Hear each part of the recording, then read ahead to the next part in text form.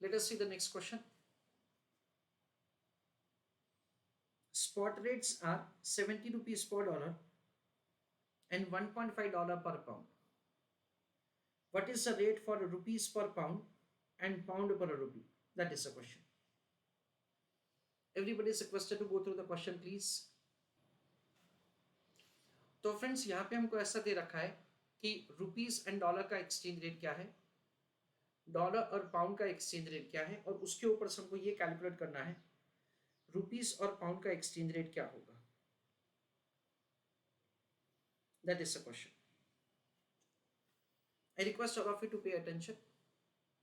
देखो बेसिकली हमको यहाँ पे कैलकुलेट करना है cross currency rate. Number of times ऐसा होगा फ्रेंड्स कि हमको डायरेक्ट एक्सचेंज रेट नहीं मिलेगा for conversion of one currency to another. जैसे कि सपोज कि इंडियन रुपीस और इंडोनेशिया रुपीस के बीच में डायरेक्ट एक्सचेंज रेट नहीं होगा. हावेवर ये जो सारी करेंसीज है से उनका हमेशा एक्सचेंज रेट हमको डॉलर करेंसी के सामने, पाउंड करेंसी के सामने, यूरो करेंसी के सामने मिलता है.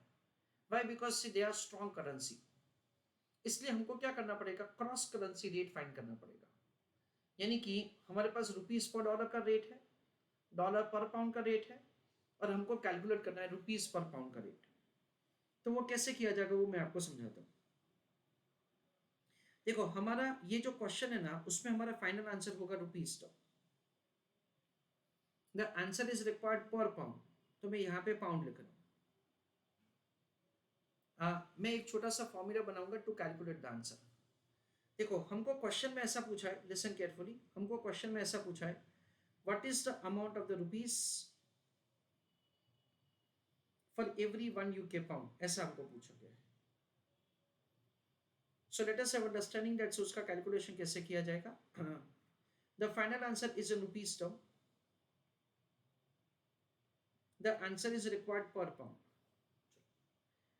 पाउंड करेंसी के सामने हमको कौन सा करेंसी दे रखा है वो देखते हैं. पाउंड करेंसी के सामने हमको दे रखा है dollar currency. So we understand that से हम लोगों ने ऊपर डॉलर करेंसी लिखा. देखो बेसिकली मैंने पाउंड करेंसी को नीचे इसलिए लिखा क्योंकि पाउंड पाउंड एक दूसरे के सामने कैंसिल हो जाएगा. मुझे पाउंड करेंसी को क्यों कैंसिल करना है, क्योंकि मुझे फाइनल आंसर चाहिए रुपीस टर्म में. पाउंड करेंसी के सामने क्या है, डॉलर है, पर मेरे को तो डॉलर में नहीं, मेरे को रुपीस में आंसर चाहिए. इसलिए अगेन डॉलर करेंसी को कैंसिल करने के लिए मैंने डॉलर करेंसी को नीचे लिखा. डॉलर करेंसी के सामने कौन सा करेंसी दे रखा है, रुपीस, तो मैं रुपीस को यहां पे न्यूमरेटर में लिखता हूं.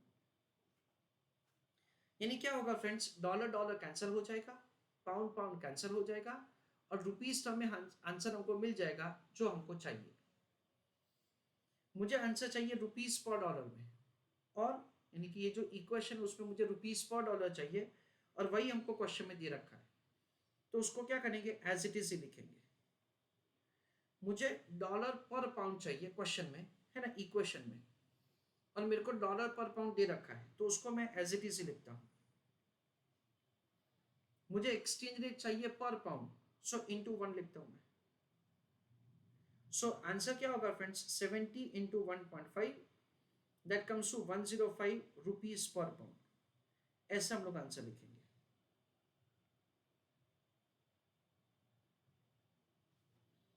This is a way we are required to make the calculation of answer.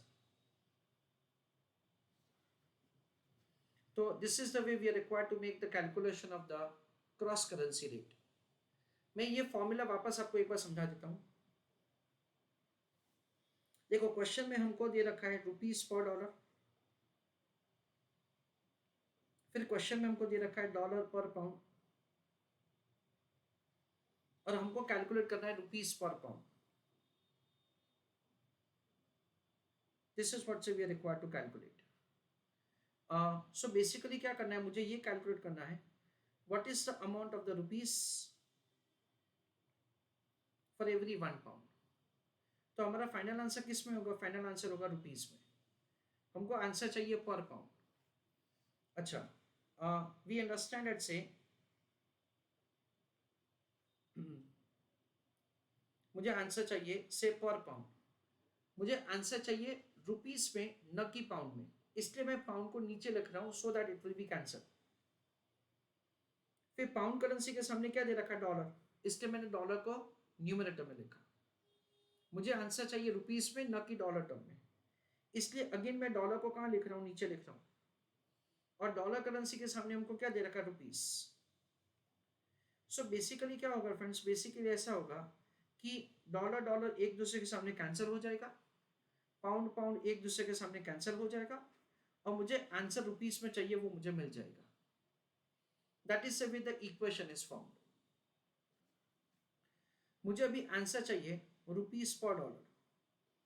हमको क्वेश्चन में क्या दे रखा है, हमको क्वेश्चन में रुपीस पर डॉलर ही दे रखा है, इसलिए मैंने क्या लिखा 70।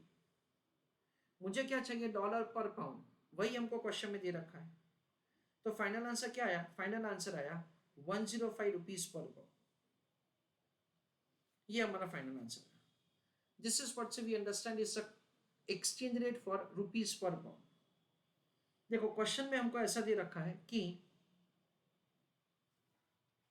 आपको दैट इज फाइंड करना है पाउंड पर रुपी भी, आपको वो भी कैलकुलेट करना है। तो हम लोग क्या कर सकते हैं फ्रेंड्स, हम लोग ऐसा कर सकते हैं, एक बार हमारे पास रुपीस पर पाउंड आ जाएगा, फिर उसका सिंपल रेसिप्रोकल करेंगे इन अ वे दैट से 105 रुपीस पर पाउंड। सो इसका रेसिप्रोकल क्या होगा, 1 डिवाइडेड बाय 105 पाउंड पर रुपी, ऐसा हम लोग करेंगे।